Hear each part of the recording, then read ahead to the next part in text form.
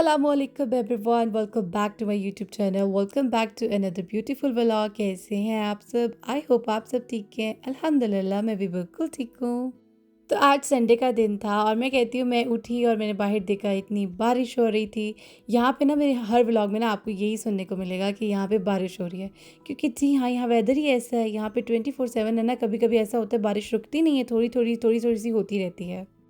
तो इन सब चीज़ों के साथ ही ना आपको यूज़ टू होना पड़ता है। तभी मैं कहती हूँ यार, ना बंदा बाहर जा सकता है, ना धूप निकलती है, ना ही कोई आप वॉक के लिए जा सकते हो।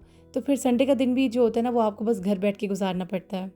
अब बाहर जाना भी ज़रूरी होता है, क्योंकि जो आपने ग्रॉसरी करनी होती है, एक यही दिन होता है सैटरडे संडे, जब आप अपनी घर की जो ग्रॉसरी है ना वो आराम से कर सकते हैं। और यही वो दिन होता है जिस दिन सारी चीज़ों ने ख़त्म होना होता है, लाइक ब्रेड बटर हर कुछ, सारी चीज़ें तो आपको वो जाके लेनी होती हैं बाहर से। और ये देखें, मैं बाहर गई और बारिश बारिश बारिश अभी भी थोड़ी थोड़ी सी हो रही थी, लेकिन नज़र नहीं आ रही थी। और मैंने कहा चलो अब संडे ही है, बाहर आ तो गए हैं। तो बाहर से एक नई जगह यहाँ पे खुली थी जिसका नाम था चाशा। मैंने कहा चलो यहाँ से ट्राई करते हैं, ब्रेकफास्ट करते हैं। इतनी ज़्यादा बारिश हो रही थी ना कि मैंने तो बस जल्दी से जाके ना पहले खुद को ड्राई किया थोड़ा सा, और बाद में मैंने साथ ही फिर आके ऑर्डर भी दे दिया। और ऑर्डर में ये था, पराठा था, ऑमलेट था, चने थे, हलवा था, और ये क्या बोलते हैं उसे, आलू की भुजिया बोलते हैं, वो थी। और उन्होंने पूछा था कि आपने चाय जो है वो कप में लेनी है या फिर जो हमारे मिट्टी वाले कप होते हैं उनमें लेनी है। तो मैंने तो जल्दी से कह दिया कि मुझे जो है ना वो मट्टी वाले कप में ही चाहिए। मुझे ऐसा लगता है कि जो टेस्ट जो होता है ना मट्टी वाले कप में, उसमें ना थोड़ा-सा चेंज होता है। मैंने कहा चलो फिर इसमें ट्राई करके देख लेते हैं। और जब इनकी मैंने ये ट्राई किया चने, तो मुझे ऐसा लगा कि इनके चने हैं ना थोड़े से कच्चे-कच्चे हैं। और आई थिंक इन्होंने जो टोमेटोज़ यूज़ किए ना, वो कैन टोमेटोज़ यूज़ किए हुए, फ्रेश टोमेटोज़ यूज़ नहीं किए हुए। और पराठा भी मुझे लगा था शायद ये लोग फ्रेश पराठा बना के देंगे, लेकिन इन्होंने जो था ना वो फ्रोज़न पराठास यूज़ किए हुए थे। तो वो भी एक किस्म का मुझे लाइक थोड़ा-सा च्यूई-च्यूई लगा। और आपको पता है कि जो फ्रोज़न पराठास होते हैं, अगर जल्दी से वो ना खाए जाएँ तो थोड़े से ठंडे हो जाए तो वो एक्स्ट्रा च्यूई हो जाते हैं। अब मैंने जो था वो खाने के बाद ही चाय पी थी, और बाय नाउ थोड़ी-सी ठंडी भी हो गई थी। अब मुझे नहीं पता वो ठंडी होने की वजह से उसका टेस्ट थोड़ा-सा अजीब था, या वो ऐसी ही है, मतलब चाय का टेस्ट ऐसा ही है। So I really don't know, but overall I would say अल्हम्दुलिल्लाह, but you can make it better at home. जब कोई नई जगह खुलती है ना, तो सब बहुत एक्साइटेड होते हैं ये देखने के लिए कि आया कि वहाँ पे वो चीज़ें जो है ना वो कैसी होंगी टेस्ट। लेकिन अगर इनकी जो ओवरऑल एम्बियंस की बात की जाए, that was very very nice.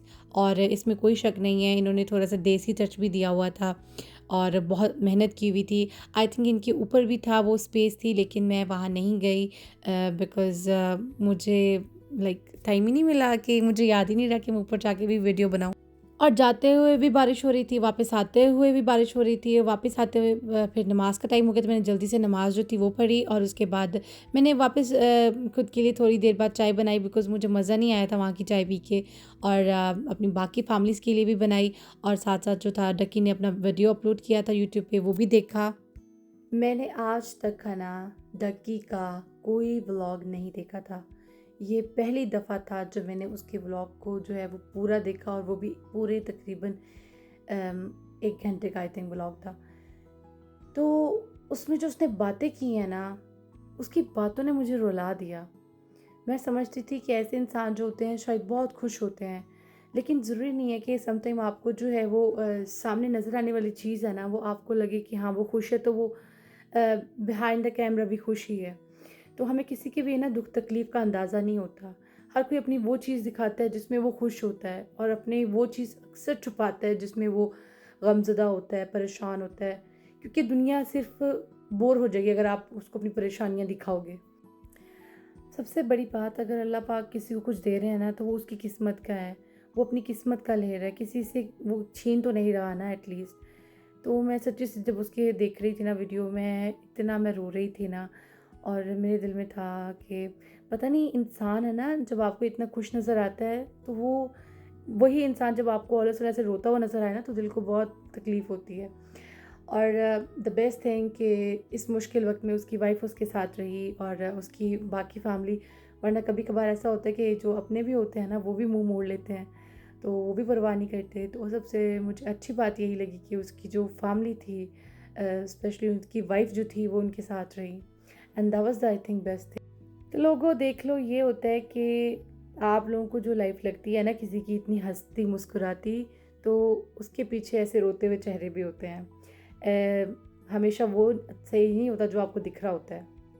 चलें जी, जो भी था, मैं होप कर रखती हूँ कि आगे जो है वो अपनी लाइफ को अच्छे से गुजारें और अल्लाह पाक उनकी मुश्किलात आसान करें। स्पेशली जब मैं उनकी मदर को देखती हूँ ना परेशान होते हुए, तो मेरा होता है कि यार ये भी तो माँ है, अपने बच्चों के लिए तड़प रही है। तो माँ तो हर किसी की सेम होती है, चाहे वो किसी गरीब की हो या अमीर की हो। सो डक्की भाई, लॉट्स ऑफ दुआस फॉर यू एंड अल्लाह पाक आपके लिए आसानियाँ करे, और जो भी आपकी मुश्किलें हैं अल्लाह पाक उसे आसान करे।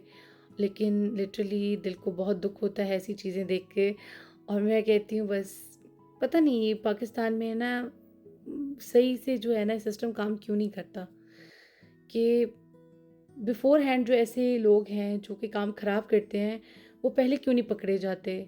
इतना सब होने के बाद ही क्यों वो ऐसे होता है कि वो सामने आते हैं?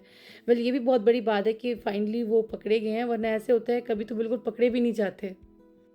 एक बात है ना मेरे दिमाग में और आई, चलो ये तो इन्होंने तो अरेंज कर लिया, अब कुछ लोग तो इतने गरीब होते हैं वो तो ना मैं कहती हूँ अफ़ोर्ड कर सकते हैं कोई अच्छे लॉयर्स, और ना ही कोई जो है कोर्ट फ़ीस जो है वो अफ़ोर्ड कर सकते हैं।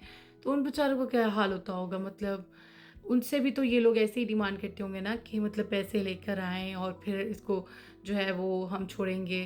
तो वो लोग बेचारे कितने मुश्किल में होते होंगे। बहुत सच्ची। और वैसे भी ये ऐसी चीज़ है कि अगर कोई गुनाह करता है ना, तो आप ये ना देखें वो भी छोटा है बड़ा है, फिर आप सबको जो है वो सज़ा दें। ये नहीं कि जिसके पास अथॉरिटी है, जिसके पास कोई वो क्या कहते हैं ताल्लुकात हैं उसके बड़े लोगों के साथ, तो वो गुनाह करे तो वो उनको छोड़ दें। अगर ऐसा करना है तो फिर सबको पकड़ें, जो डज़न्ट मैटर वो अमीर है या गरीब है, फिर सबको सज़ा मिलनी चाहिए। ये होता है कानून, ये नहीं कि आप ऐसे मजबूर इंसान को बस पकड़ लो और चलें उसे। गाइज़, यहाँ पे मैं अपने व्लॉग को एंड करती हूँ, और आई होप आप लोगों को जो मेरा आज का व्लॉग है पसंद आया होगा, और आप लोग मुझे कमेंट्स में ज़रूर बताइएगा आप लोगों को इस मामले में क्या लगता है और आप लोग क्या सोचते हैं इस बारे में। I really want to know. चलिए, अपना बहुत सारा ख़्याल रखिएगा और मुझे अपनी दुआओं में याद रखिएगा। इंशाल्लाह आपके साथ जो है वो नेक्स्ट व्लॉग में मुलाकात होगी, and see you, take care, और डोंट फॉरगेट टू सब्सक्राइब। अल्लाह हाफ़िज़।